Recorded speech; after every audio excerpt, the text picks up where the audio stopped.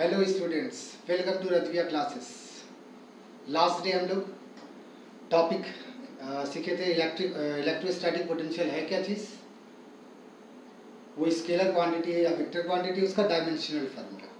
और next topic में आज हम लोग सीखेंगे कि अगर ये कोई पॉइंट चार्ज पार्टिकल है, अगर ये कोई पॉइंट चार्ज पार्टिकल क्यू है और इस पार्टिकल से अगर कुछ डिस्टेंस पर इलेक्ट्रोस्टैटिक पोटेंशियल निकालना होगा तो इसका वैल्यू कितना होगा। ठीक है, आज हम लोग ये डिस्कस करेंगे कि पॉइंट चार्ज की वजह से कुछ डिस्टेंस पर इलेक्ट्रिक पोटेंशियल का वैल्यू कितना होगा। ठीक है, तो हम लोग स्टार्ट करते हैं। टॉपिक को ठीक से समझना है और जहां डाउट होना है जरूर कमेंट सेक्शन में पूछ लेना है। Okay, expression for electrostatic potential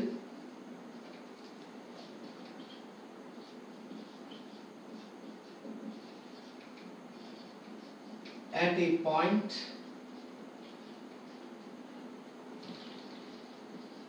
due to a point charge particle।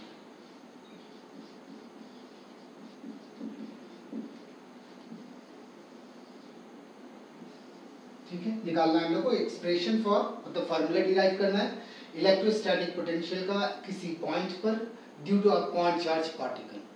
तो कैसे निकालेंगे, सपोज करते हैं ये कोई पॉइंट चार्ज पार्टिकल क्यू है और इससे एक फिक्स डिस्टेंस जैसे आर डिस्टेंस पर ये कोई पॉइंट ए है, यहाँ इलेक्ट्रिक पोटेंशियल का वैल्यू या इलेक्ट्रोस्टैटिक पोटेंशियल का वैल्यू कितना होगा ये निकालना है। तो थोड़ा डिफिनेशन में जाएं जो लास्ट टॉपिक में बताया गया था। अगर इस पॉइंट पर पोटेंशियल निकालना है तो डिफिनेशन क्या था इसका, the amount of work done in carrying +1 coulomb charge from infinity to this point is known as electric potential at this point. Clear है, मतलब ये सपोज करना है कि इस चार्ज, ये जो पॉइंट चार्ज पार्टिकल है, इससे इनफिनाइट डिस्टेंस पर, इस चार्ज पार्टिकल से इनफिनाइट डिस्टेंस पर +1 कूलम चार्ज है, यूनिट पॉजिटिव चार्ज पार्टिकल है और ये इंफिनिटी पर है, एट इंफिनिटी। तो इस चार्ज पार्टिकल को यहां से लेकर यहां तक कैरी करने में जितना टोटल अमाउंट ऑफ वर्क करना पड़ेगा वही इस पॉइंट का इलेक्ट्रिक पोटेंशियल होगा, इलेक्ट्रोस्टैटिक पोटेंशियल। तो ये इतना बड़ा वर्क हम लोग कैसे निकालें, चार्ज पार्टिकल को यहाँ से लेकर यहाँ तक लाने में कितना वर्क करना पड़ेगा ये कैसे जानें। तो निकालने के लिए हम लोग एक छोटा सा वर्क निकालेंगे। सपोज ये करेंगे कि ये +1 कूलम चार्ज अभी पॉइंट एम पर है। ठीक है, +1 कूलम चार्ज अभी पॉइंट एम पर है और इस चार्ज पार्टिकल से पॉइंट एम तक का जो डिस्टेंस है ये सपोज कर लेते हैं x। क्लियर है, ये सपोज ये कर रहे हैं कि किसी टाइम पे ये +1 कूलम चार्ज पॉइंट एम पर है और उस +1 कूलम चार्ज का डिस्टेंस जो है पॉइंट चार्ज क्यू से x है। अब हम लोग ऐसा करेंगे, इस +1 कूलम चार्ज को पॉइंट एम से एक नियरेस्ट पॉइंट, कोई दूसरा पॉइंट n है जो इसके बहुत ही क्लोज है, सपोज करते ये डिस्टेंस बहुत ही स्मॉल है, dx है। +1 कूलम चार्ज को पॉइंट m से पॉइंट n तक लाने में कुछ स्मॉल वर्क करना पड़ेगा, इसका वैल्यू सपोज करते हैं dw। अब हम लोग क्या करेंगे, इस dw का वैल्यू पहले निकालेंगे, मतलब यहां से लेकर यहां तक लाने में कितना स्मॉल वर्क करना पड़ा ये निकाल लेंगे और ये वर्क निकालने के बाद टोटल वर्क डन यहां से लेकर यहां तक आने के लिए, निकालने के लिए हम लोग इसी को इंटीग्रेट कर देंगे, मतलब इंटीग्रेशन का हेल्प लेंगे। तो अब इस स्मॉल वर्क डन का वैल्यू हम लोग निकालें, since work done is equal to formula F(s) cos theta, जैसे हम लोग जानते हैं। अब क्वेश्चन यहाँ एक उठता है कि आखिर यहाँ इस चार्ज पार्टिकल को इस डायरेक्शन में लाने के लिए फोर्स हमको कितना लगाना पड़ेगा और क्यों लगाना पड़ेगा। तो सिंपल सा बात है, ये जो पॉइंट चार्ज क्यू है, ये चार्ज पार्टिकल इस +1 कूलम चार्ज पार्टिकल को उस डायरेक्शन में रिपेल कर रहा होगा। ये रिपल्शन फोर्स का डायरेक्शन हम दिखा रहे हैं, मतलब इसका, इस चार्ज पार्टिकल का फील्ड राइट डायरेक्शन में है और +1 कूलम चार्ज को हमको कैरी करना है लेफ्ट डायरेक्शन। तो जितना फोर्स इस डायरेक्शन में लग रहा होगा मिनिमम उतना ही फोर्स अगर इस डायरेक्शन में हम अप्लाई कर दे तो ये चार्ज पार्टिकल इस डायरेक्शन में शिफ्ट होने लगेगा। तो क्वेश्चन है इधर कितना फोर्स लग रहा होगा, तो कूलम्स में अप्लाई करेंगे।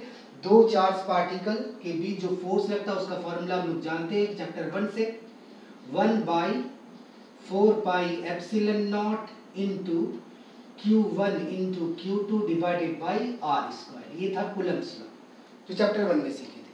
तो ये चार्ज पार्टिकल इस +1 कूलम चार्ज पर कितना फोर्स एक्सर्ट करेगा इसी फार्मूला से निकाल लें। F = 1/4πε0 into Q1 first charge particle का मैग्नीट्यूड। तो फर्स्ट चार्ज पार्टिकल का जो मैग्नीट्यूड है वो Q है, Q1 की जगह में Q पुट किए। Q2 सेकंड चार्ज पार्टिकल, इसके रिस्पेक्ट में सेकंड चार्ज पार्टिकल +1 कूलम है तो यहाँ 1 डालेंगे हम लोग, and divided by distance square. यहाँ से लेकर यहाँ तक का जो डिस्टेंस है वो x सपोज किया गया था तो r² की जगह में x²। तो ये क्लियर हो गया कि +1 कूलम चार्ज को यहाँ से यहाँ तक कैरी करने के लिए जो फोर्स हमको अप्लाई करना पड़ेगा उस फोर्स का वैल्यू होगा 1/4πε0 into Q divided by x²। ये फोर्स का वैल्यू पुट किए हम लोग, इंटू डिस्प्लेसमेंट। यहाँ से लेकर यहाँ तक का जो डिस्प्लेसमेंट है ये बहुत ही स्मॉल डिस्प्लेसमेंट है जिसको हम लोग dx सपोज किए थे, और इंटू cos थीटा। फिर यहाँ थीटा के बारे में थोड़ा सा जान ले। थीटा क्या है, जो फोर्स अप्लाइड है और जो मूवमेंट का डायरेक्शन उसके बीच का एंगल। तो ये चार्ज पार्टिकल इस चार्ज पार्टिकल को राइट डायरेक्शन में फोर्स एक्सर्ट कर रहा था और उसके अगेंस्ट में हम लोग इस +1 कूलम चार्ज को कैरी कर रहे थे। तो फोर्स राइट डायरेक्शन में लग रहा है और चार्ज पार्टिकल को लेफ्ट साइड में कैरी कर रहे हैं। तो दोनों मोशन और फोर्स अप्लाइड जो है इसके बीच का एंगल ये हो रहा है जिसको हम लोग 180 डिग्री कहेंगे। तो cos थीटा की जगह में 180 डिग्री। रिजल्ट क्या आ रहा है, 1/4πε0 into Q divided by x² into dx into cos 180 degree is -1। Result आ गया -1/4πε0 into Q into dx divided by x²। बस इसको अरेंज कर दिया, माइनस को उठा के पहले कर दिया। तो ये निकल गया हम लोग का स्मॉल वर्क डन, मतलब इस +1 कूलम चार्ज को इस पॉइंट से यहाँ तक कैरी करने के लिए जो वर्क करना पड़ा उस स्मॉल वर्क का वैल्यू निकला -1/4πε0 Q into dx divided by x²। लेकिन हमको टोटल वर्क डन यहाँ से लेकर यहाँ तक का निकालना है। चार्ज पार्टिकल को इन्फिनिटी से पॉइंट A तक कैरी करना है। तो ये टोटल वर्क डन निकालने के लिए हम लोग इंटीग्रेशन का सहारा लेंगे। Therefore, total work done will be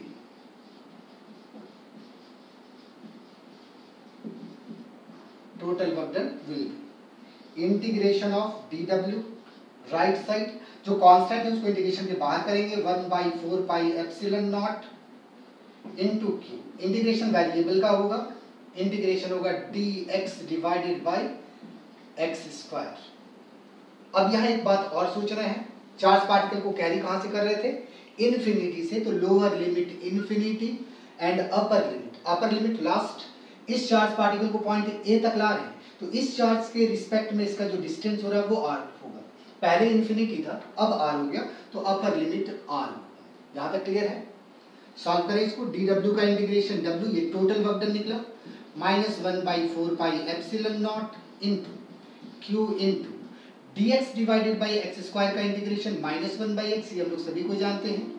upper limit r and lower limit infinity, minus and minus plus हो जाएगा 1/4πε0 इंटू Q इंटू लिमिट भी पुट कर देते हैं यहाँ पर, माइनस एंड माइनस प्लस हो गया 1 डिवाइडेड बाई x जो वेरिएबल है इसके जगह में अपर लिमिट पुट करेंगे, x के जगह में r minus 1 divided by x के जगह में lower limit infinity, 1/infinity is 0. Therefore, total work done will be 1/4πε0 into Q divided by R. Since 1/infinity equal to 0. Therefore, total work done is equal to 1/4πε0 Q divided by R. तो ये clear हो गया। +1 coulomb charge को infinity से point A तक लाने में जो टोटल वर्क करना पड़ा है उसका वैल्यू आया है 1/4πε0 into Q divided by R। और जितना टोटल वर्क करना पड़ेगा यही इस पॉइंट का क्या होगा, इलेक्ट्रिक पोटेंशियल होगा या फिर इलेक्ट्रोस्टैटिक पोटेंशियल होगा। तो लास्ट में हम लोग लिख सकते हैं देयरफॉर इलेक्ट्रिक पोटेंशियल, जिसको हम लोग वी साइन से रिप्रेजेंट करते हैं, point A is equal to 1/4 pi epsilon naught into Q upon R. Clear हो गया स्टूडेंट्स? मतलब इस पॉइंट पे, इस चार्ज से r डिस्टेंस पर अगर इलेक्ट्रिक पोटेंशियल निकालना है या वोल्टेज कितना होगा अगर पता करना है, तो इसके लिए हम लोग फार्मूला अप्लाई करेंगे 1/4 pi epsilon naught into q divided by r। सभी को पता है 1/4 पाई एप्सिलॉन नॉट का value 9 × 10⁻⁹ direct value. Free space में कैलकुलेशन किया गया। अगर मान लेते हैं कोई मीडियम होता, फ्री स्पेस ना होकर अगर चार्ज पार्टिकल को किसी मीडियम में कैरी करते जैसे वाटर के अंदर या फिर ऑयल के अंदर या फिर तुम्हारा कोई दूसरा मीडियम हो, तो उस कंडीशन में यहाँ एप्सिलॉन नॉट के साथ एक और कांस्टेंट आता है एप्सिलॉन आर। तो अभी कैलकुलेशन हम लोग फ्री स्पेस के लिए किए हैं। रिजल्ट आ रहा 1/4 पाई एप्सिलॉन नॉट, इसका वैल्यू 9 × 10⁻⁹। क्यू जो है वो क्या है, चार्ज पार्टिकल का मैग्नीट्यूड है, और आर जो है इससे कितना डिस्टेंस पर पोटेंशियल निकालना है वो डिस्टेंस आर है। तो अगर ये क्यू चार्ज का मैग्नीट्यूड पता है, डिस्टेंस अगर पता है, तो इलेक्ट्रोस्टैटिक पोटेंशियल निकालने के लिए ये फार्मूला अप्लाई करेंगे। जैसे फॉर एग्जांपल एक छोटा सा एग्जांपल बता दें, ठीक है, इसको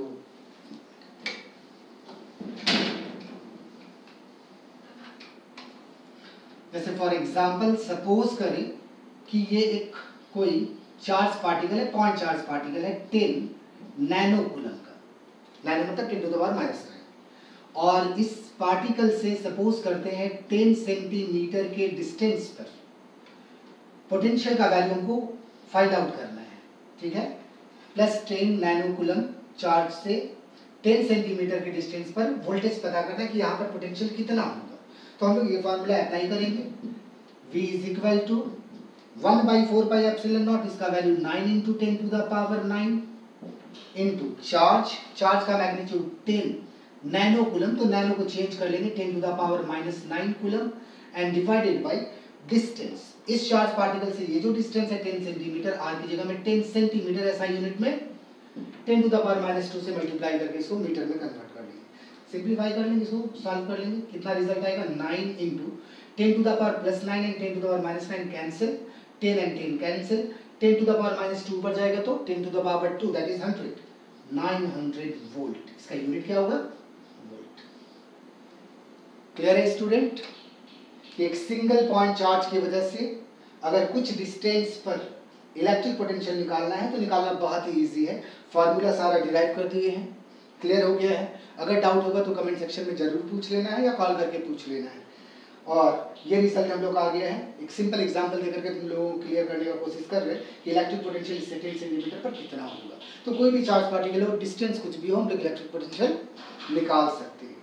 तो आज का टॉपिक हम लोग का यही था कि सिंगल पॉइंट चार्ज की वजह से किसी फिक्स डिस्टेंस पर या किसी फिक्स पॉइंट पर पोटेंशियल कितना होगा। नेक्स्ट टॉपिक में हम लोग डिस्कशन करेंगे कि अगर सिंगल चार्ज के को छोड़कर अगर 2 चार्ज है, 3 चार्ज है, 4 चार्जेस पार्टिकल है, पॉइंट चार्ज पार्टिकल्स है, और उसके रिस्पेक्ट में अगर कोई पॉइंट गिवन है तो वहां पर इलेक्ट्रिक पोटेंशियल का वैल्यू कितना होगा। तो वो नेक्स्ट टॉपिक के लिए आप लोगों को वेट करना पड़ेगा, इंतजार करें। ओके, थैंक्स फॉर वॉचिंग, और सब्सक्राइब करना ना भूलें और लाइक करना ना भूलें।